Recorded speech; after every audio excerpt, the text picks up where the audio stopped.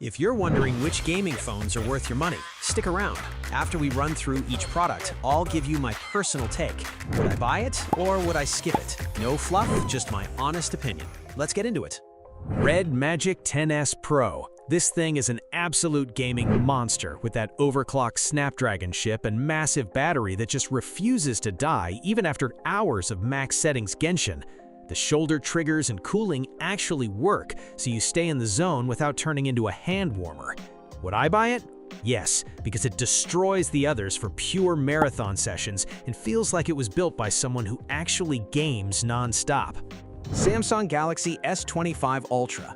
It handles games smooth enough with solid cooling, but that smaller battery means you're charging way more often than the dedicated beasts, and the software still throws random bloat at you mid-raid.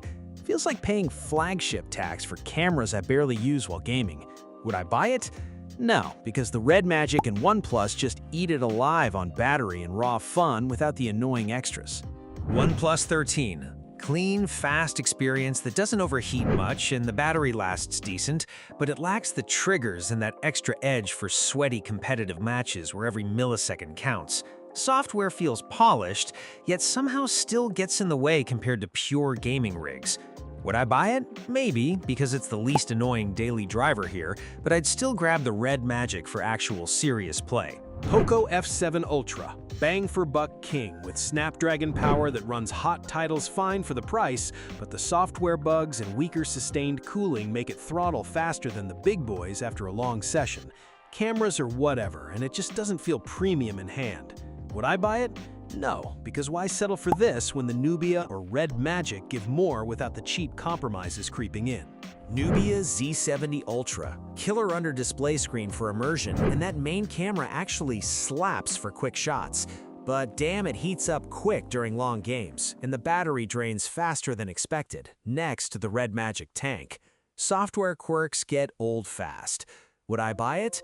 No, because the REDMAGIC just feels more honest for gaming without the random hotspots ruining the vibe. Samsung Galaxy S25 Plus. This thing handles Genshin fine, but after a week, the battery dips hard during long sessions compared to the bigger battery beasts, and it gets warmer than I'd like, while Samsung software throws random updates at you mid-game. Would I buy it? No, because the iQOO destroys it for actual gaming without the bloat tax. Man, this phone just eats every title I threw at it with that 144Hz screen and monster battery that laughs at marathon sessions while staying cool thanks to the vapor chamber. The triggers and game mode feel like it was built by actual gamers who get the rage. Would I buy it? Yes, because it makes the Samsungs feel like toys that overheat for twice the price. Xiaomi 15 Ultra. Gaming runs buttery on the Elite chip, but the software still has those annoying little hiccups and ads that pop up after updates, which kills the vibe when you're deep in a ranked match. Camera is overkill for a gamer anyway. Would I buy it? No, because the iQOO does the same power without the Xiaomi weirdness creeping in after a week. Samsung Galaxy S25. Smaller screen and battery make it feel like the budget version that throttles faster once the heat builds up. And yeah, it plays okay, but why settle when the Plus is right there, struggling already? The compact size is nice until your hands cramp holding it for hours. Would I buy it? No, because everything else on this list embarrasses it for serious play. iPhone 17 Pro? The A19 chip keeps everything locked at high frames without melting, but iOS still locks you out of sideloading the good stuff. And that ecosystem tax hits different when Android phones give you more freedom for half the hassle. Feels premium until you want real customization. Would I buy it? Maybe because it never stutters, but I'd rather grab the iQOO and actually own the phone. OnePlus Ace 5 Pro. This thing rips through Genshin in every heavy title with buttery frames and barely breaks a sweat thanks to that massive battery that laughs at all-day sessions. The quick top-up is addictive, but the average cameras and occasional software quirks start grating after a week of real use. Would I buy it?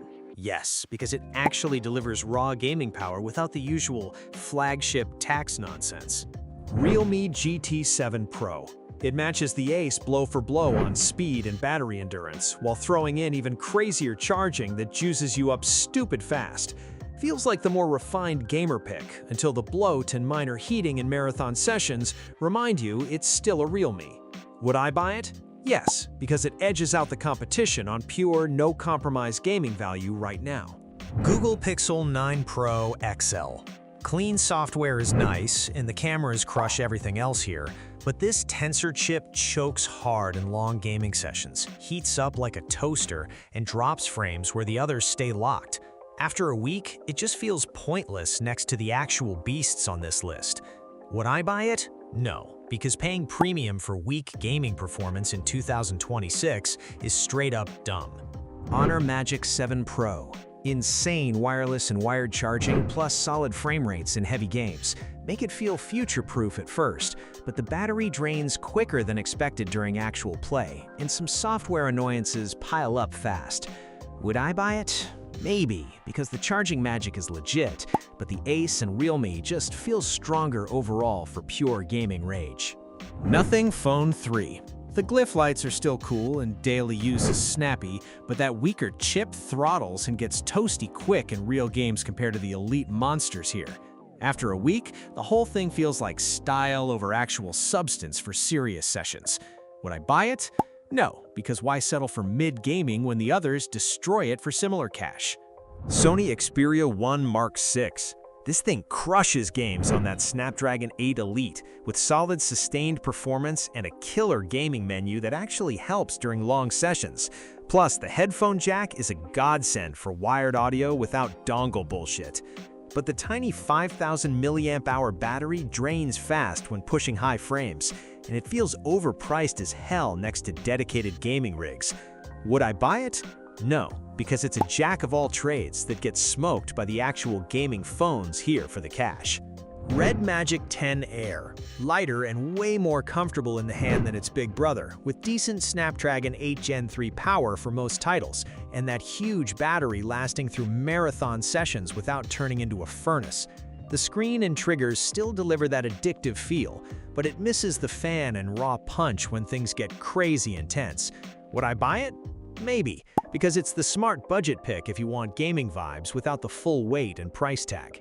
REDMAGIC 10 Pro. This beast with the fan and massive battery just eats every game alive at high settings for hours while staying cooler than the rest. Triggers feel perfect, and the whole package screams built for sweaty ranked grinds. The Pro edges out everything else in raw endurance and customization that actually matters after a week of heavy use. Would I buy it? Yes, because it delivers the chaotic fun I actually crave without the usual compromises biting me later. iPhone 17 Pro Max. The A19 Pro rips through games smoother than most Androids, with insane battery life that laughs at long sessions, and that display pops hard. But iOS still feels locked down for real customization, no side-loading tweaks or shoulder triggers, and it gets annoyingly warm without dedicated cooling when you're deep in competitive stuff. Would I buy it? No, because the REDMAGIC Pro wipes the floor with it for actual gaming joy at similar money. Thanks for watching. I hope this video helped you pick the gaming phones for you. If you have any questions, drop a comment below. Links to all of these products mentioned in this video will be in the description.